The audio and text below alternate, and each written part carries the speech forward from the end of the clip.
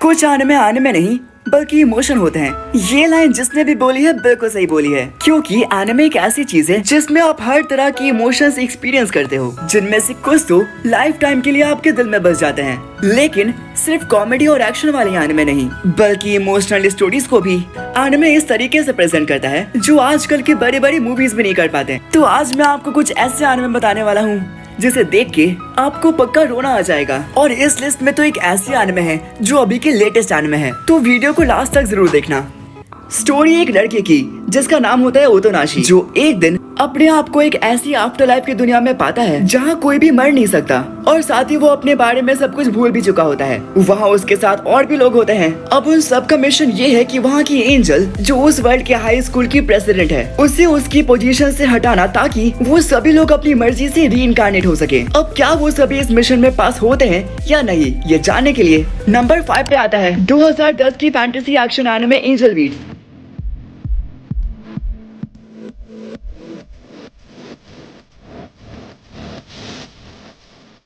इस एनिमे में हर एक कैरेक्टर की अपनी पर्सनालिटी और एनर्जी देख के आप ऑल टाइम इस एनिमे से हुक रहोगे। साथ ही उनका अपना अपना पेन और स्टोरी देख के यह एनिमे आपको हंसाने के साथ इमोशनल भी कर देगा। स्टार्टिंग में आपको भले ही कुछ समझ ना आए, लेकिन जैसे ये एनिमे आगे बढ़ती है इसकी स्टोरी और भी इंटरेस्टिंग होते जाती है। तो आपको सैड स्टोरी के साथ कॉमेडी और एक्शन का भी कॉम्बिनेशन चाहिए तो ये एनिमे आपके लिए तो टूट पड़ो। क्या आपने कभी ये सोचा है कि पास्ट में जाके आप किसी की जिंदगी बचा पाते तो किसकी बचाते? तो इस एनिमे की स्टोरी आपको कुछ ऐसा एक्सपीरियंस देने वाला है जिसमें एक लड़की ना हो, उसे एक दिन उसके फ्यूचर वर्जन से एक लेटर मिलता है जिसमें उसके दोस्त काकेरो की डेथ के बारे में लिखा होता है, जिसे नाहो को कुछ भी करके बचाना होगा। अब क्या नाहो काकेरो को बचा पाती है या नहीं, ये जानने के लिए नंबर 4 पे आता है 2016 की रोमांस ड्रामा एनिमे ऑरेंज।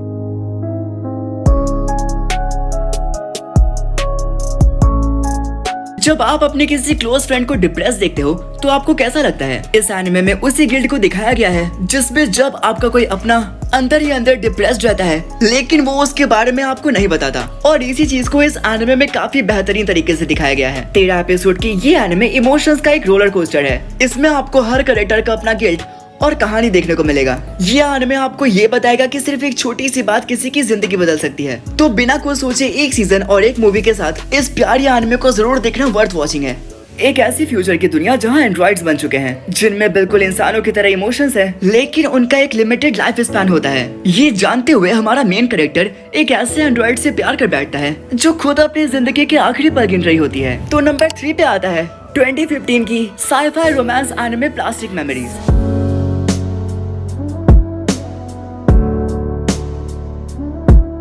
इस एनिमे में आपको एक ऐसी लव स्टोरी देखने मिलेगी जिसका पहला एपिसोड ही देख के आपको पता चल जाता है कि इस एनिमे की हैप्पी एंडिंग नहीं हो सकती। इस एनिमे में उस पेन को दिखाया गया है जिसमें जब तुम किसी को प्यार करते हो और फिर ना चाहते हुए भी तुम्हें उस प्यार को अलविदा करना पड़ता है, चाहे तुम उसके लिए रेडी हो या ना हो। तो आपको भी कभी सिर्फ कुछ वक्त के लिए प्यार मिला है और आप कोई सैड एनिमे ढूंढ रहे हो तो आपके लिए ये एनिमे बिल्कुल परफेक्ट है। आपको ये एनिमे जरूर इमोशनल कर देगी। तो सिर्फ 12 एपिसोड के साथ आप इस एनिमे को जरूर देखना। हैप्पी प्लैनेट से आया एक एलियन ताकोपी, जिसका काम है खुशियां बांटना। वो एक दिन मिलता है एक छोटी लड़की शिजुका से, जिसे उसके स्कूल में इतना बुली किया जाता है जिससे उसके चेहरे पे स्माइल तक उड़ चुकी है। अब ताकोपी का मिशन ये है कि कुछ भी करके शिजुका को खुश करना। अब क्या ताकोपी सच में शिजुका को खुश कर पाता है या खुश करने के चक्कर में चीजें और बदतर हो जाती हैं? तो नंबर 2 पर आता है लेटेस्ट फैंटेसी साइकोलॉजिकल एनिमे जिसके अभी तक सिर्फ 2 एपिसोड आए हैं। वो है ताकोपीज ओरिजिनल सिन।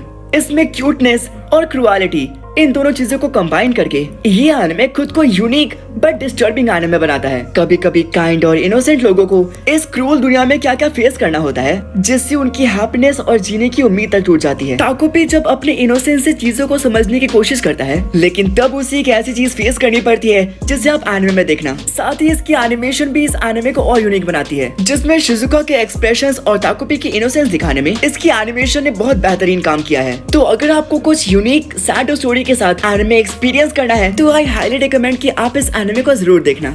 नंबर 1 से पहले अगर आपने वीडियो को अभी तक लाइक नहीं किया है तो वीडियो को एक लाइक करके चैनल को सब्सक्राइब करना बिल्कुल मत भूलना।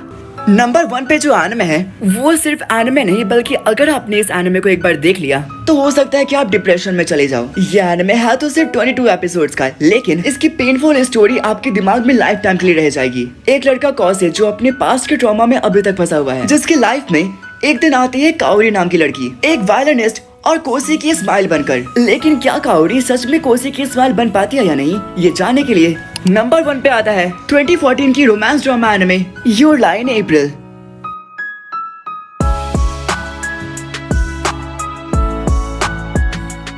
कोसी और काओरी के लिए म्यूजिक का लव और जिस तरीके से म्यूजिक और इमोशनल स्टोरी का कॉम्बिनेशन इस एनिमे में दिखाया गया है, उससे इस एनिमे को एक मास्टरपीस एनिमे कहना गलत नहीं होगा। इसकी एंडिंग तक आप इसके कैरेक्टर से इतने अटैच हो जाओगे जिससे आप उन कैरेक्टर्स को खुद फील कर पाओगे। तो अगर आपने इस मास्टरपीस एनिमे को अभी तक नहीं देखा है तो आप एक डायमंड सीरीज मिस कर रहे हो।